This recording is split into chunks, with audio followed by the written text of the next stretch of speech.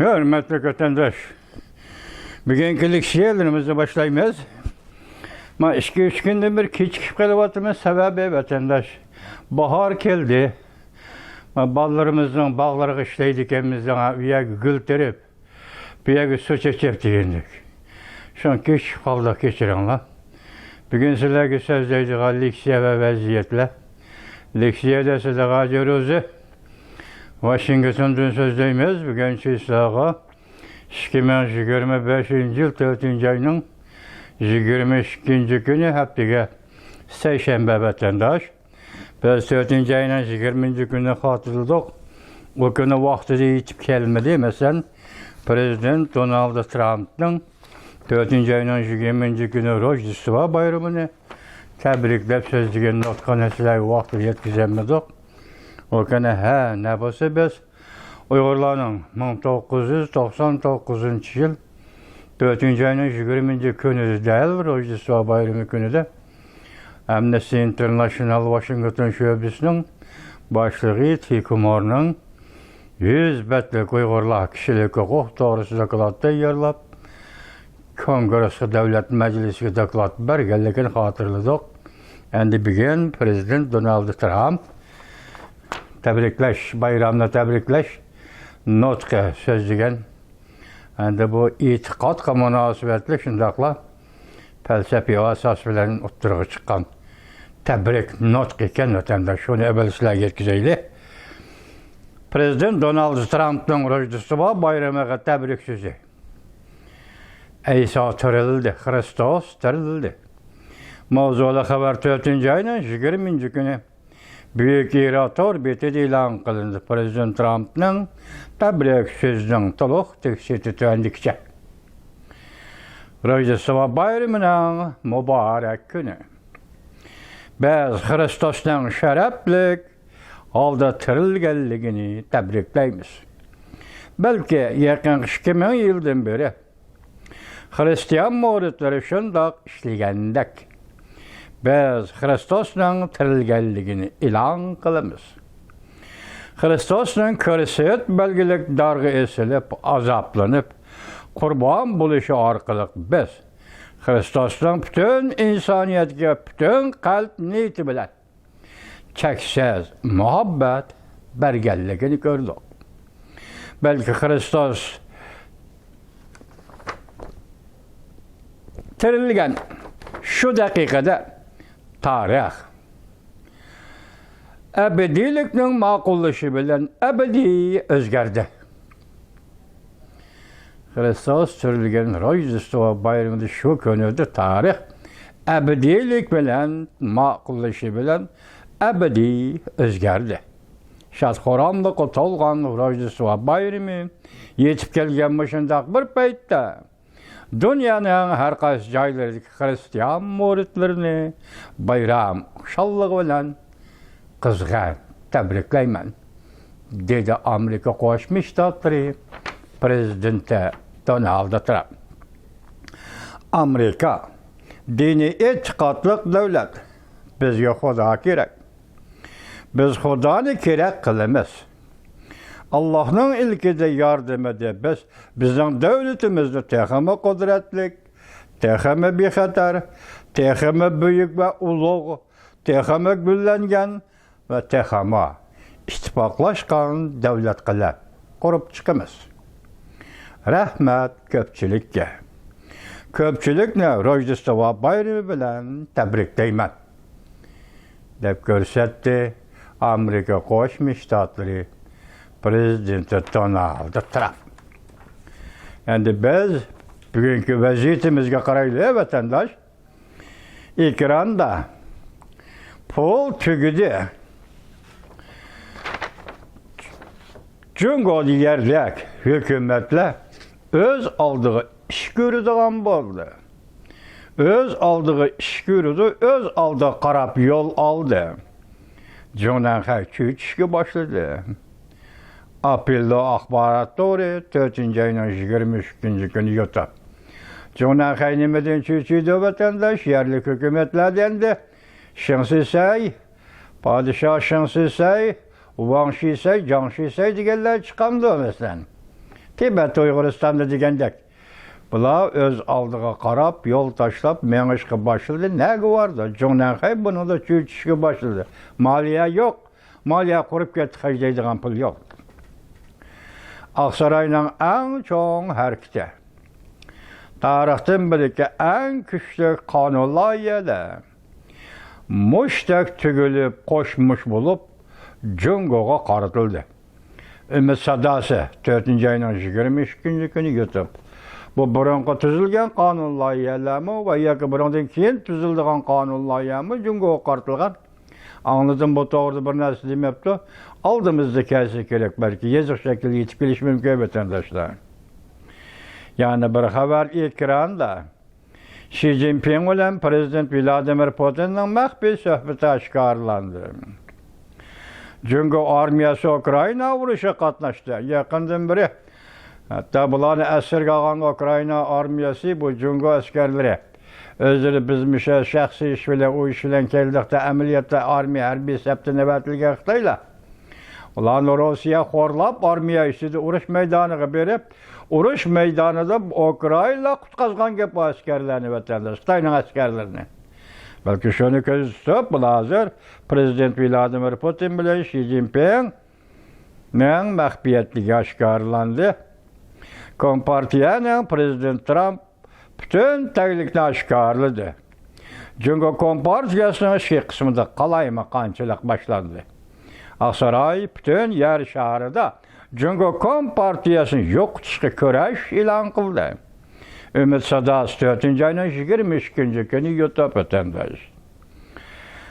Oqyaning kirichi uzil kesil tortilib yoki uzil kesilib boyilib ketish kirichi tortildi. Oqyaning uzil kesil ayrılıp ketish kirichi tortildi. Jungo Amerika savdo munosabatlarida uzil kesil ayrılıp ketish. Buningla diplomatiya jihatdan ayrılıp ketish bormi? Bu to'g'rida bir narsa deyilmagan. Savdo sohasida ikki davlat ayrılıp ketishi mumkin.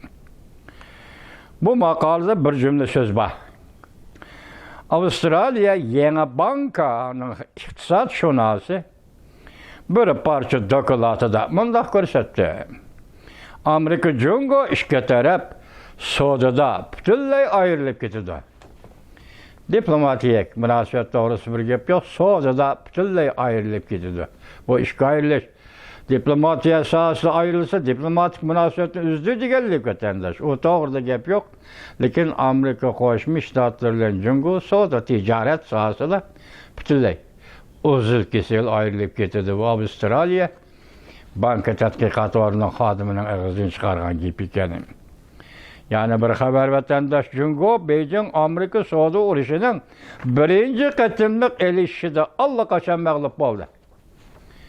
Savdo urushi boshlandi yana Prezident Trump birinchi mezgilda bir qatim elib borgan edi bu savdo urushini. Bu qatim 3 oy bo'ldi. 3 oy ichida Tamojna beji orqali savdo urushini yana boshladi, yuklanib Tamojna beji deb ataldi. Endi mush elishda Jungo Kompartiyasi uzil kesil mag'lub bo'ldi. Bak echenishda qoldi, mag'lub bo'ldi. Yaponiya obzorchisi Johnson Jay'ning obzor 4-ayning 22 kuni YouTube. Amerikaning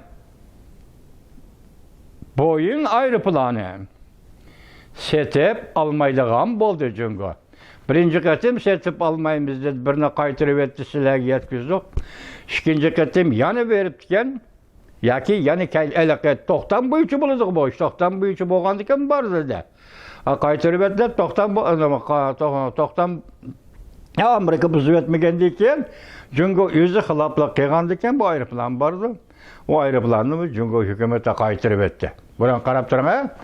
Bu tomoshaning endi Johnson Jay'ning dokladi yoki leksiyasi anglasam, Jungo hukumati o'zi tuzib to'xtamga imzo qo'yib, Boeing aeroplanini setib olmayman. Men buningga pul to'lamayman deb qaytarib etganligiga qarang. Rossiya Federatsiyasi prezidenti Vladimir Putin bayram nima Boeing aeroplanini men setib olaman. Amerika qo'ygan talabim men setib olaman, lekin sen meni to'nglatgan pulimni shu aeroplanga hisoblasang bo'ladi. Ko'rdingizmi? Men bir chalmadi ikki vaqtda kelsa qo'sh degan gap. Hazır gepning o'zi nada, zevri nada deseniz, Jungo boyun aeroplanı setip almayman dedi. Rusya Federasyonu Vladimir Putin kopab o'rnida men olaman dedi. Bu ketma, ikkinchisi Malayziya qanchalik davlat, bu Olqondek davlat.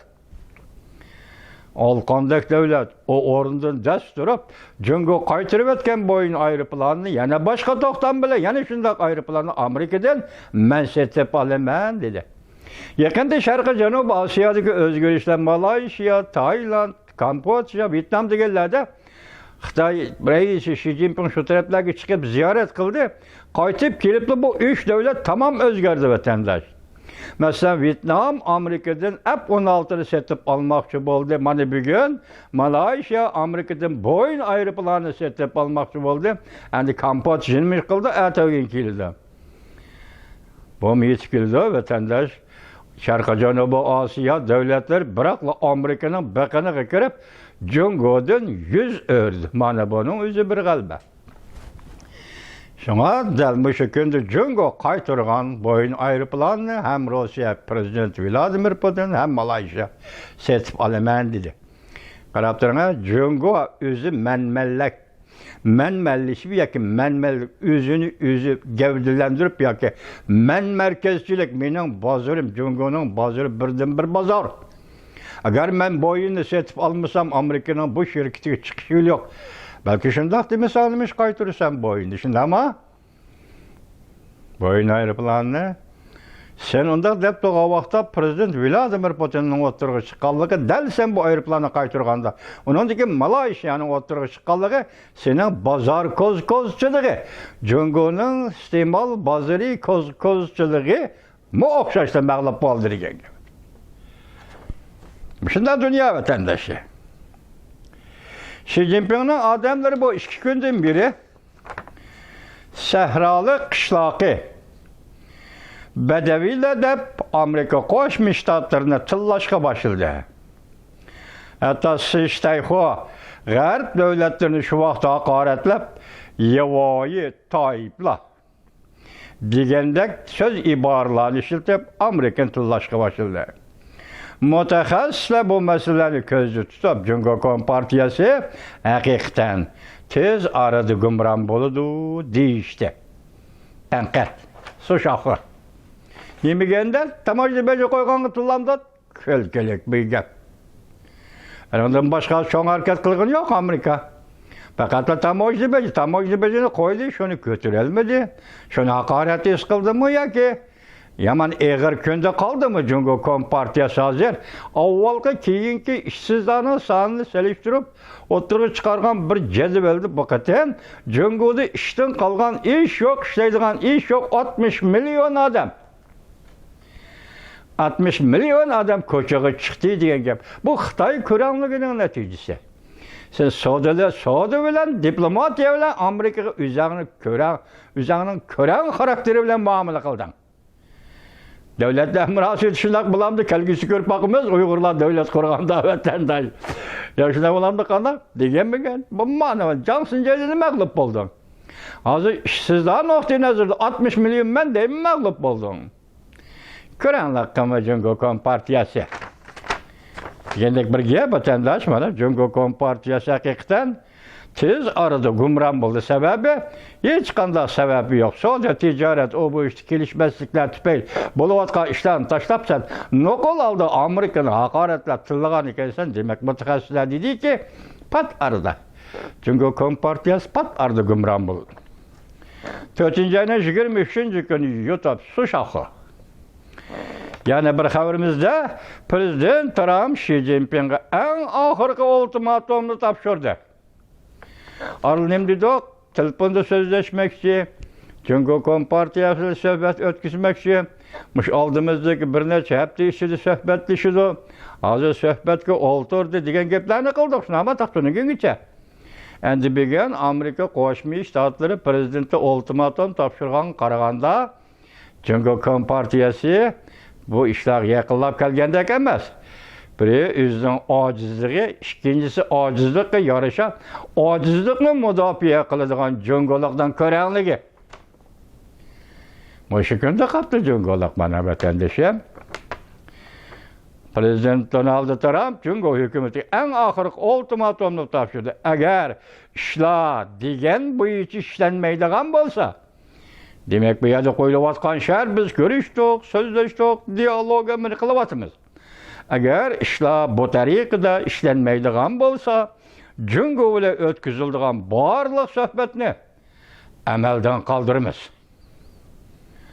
Bunun karta obzor. Tamoyni beci uğraşı bütün dünya boyunca Cungo Kompartiyasını koruşağı eleş uğraşığa aylandı. Emet Sadas 4. ayının 22. günüydü. Gördünüz mü? Cungo'nun 3 alımın da tamoyni beci koyuşu siz tamoyni beciğin münasibet mesela boyun ayrıplarını sedip alaman degen toxtamdı yeni belişi.